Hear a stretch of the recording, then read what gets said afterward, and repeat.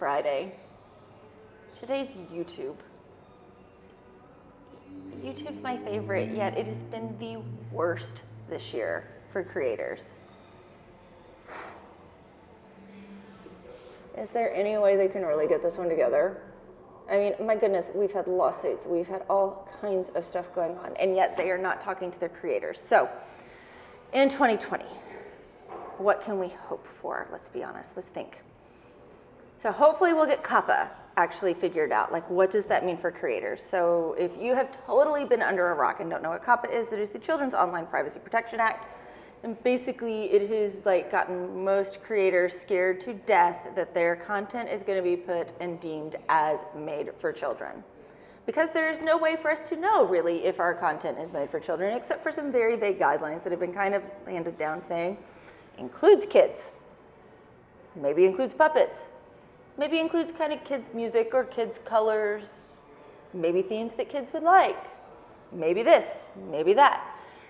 And so a lot of creators have been left just sitting in the dark going, okay, what does that mean? So I am really hoping that in 2020, we get some more definition on this, either from legislation who's finally realizing, oh my gosh, this is like totally unenforceable because can we say everything's kid content? Nothing's kid content? What exactly does this fall under? Maybe we get some better guidelines to help figure out what we're doing. Maybe we get better walls so that we can say, no, this is not a site for kids, therefore it is not kids content. We have this site for kids. Something that will hopefully make this go a little bit better. Also, anti-harassment. So it might draw some interesting things, like YouTube has been known for being a platform where creators critique other creators. And that's kind of been an interesting policing state in their own way, so that it hasn't needed external policing because they're kind of saying, hey, if you're doing something bad, you get called out on it. Now, where it crosses the line is when that goes into harassment. Now, obviously, we don't want people to harass other people. That's stupid. But if you're creating bad content, you should be able to be called out on it and not just be able to be like, hey, they're bullying me. No, you're making bad content. So what does this look like? Right now, YouTube basically has kind of taken the stance that you cannot imply things, you cannot say things. So like even Philip DeFranco, let's jump in there with him because he likes to make silly threats that actually his audience loves. Like he says, I will punch you in the throat, like for things and stuff like that. And people will actually send him messages requesting him to message him back with a silly threat just because it's not gonna actually do anything.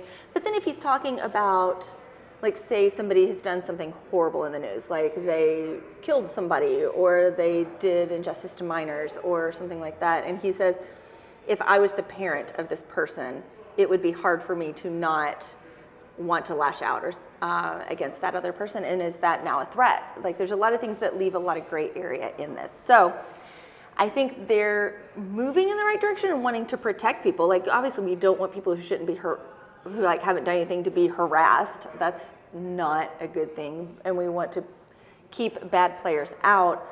But I think it's sort of the pendulum thing where they reacted too far and now there's going to have to be a correction. So I think to keep the platform in a space that's usable and friendly to viewers, they're going to have to swing back a little bit, because otherwise they're going to get a lot of vanilla content that viewers aren't going to be super into, and when viewership drops, money will stop coming in from ad revenue and that kind of thing. So that's what I expect to see happening. Now, in good things, let's chip in. That was like crazy heavy on the beginning. I am hoping to see in 2020 increased support for gaming. With the 2019 rewind kind of not giving them much credit at all, I'm hoping that gaming will actually finally start taking its rightful place. I know they felt like kind of the second-hand creators on the platform, and I really think they should be given their due. They should be given the tools they need. They should be given the recognition and that kind of thing. Also, follower-decided content is starting to grow, which I think this is a really neat way to implement other platforms into your platform. So like what you do is like you go on Instagram as a creator and you're like, hey, should I do this or this? And then through a poll on Instagram, they decide, and then that's the video that you create. So like my video where I chopped off all my hair, or that type of thing. So I expect to see more of that just because it helps creators come up with content. Let's be honest, it kind of gives them the answer that they're looking for with all of that. I expect to see celeb channels continue to grow just because it's another marketing tool for celebs out there.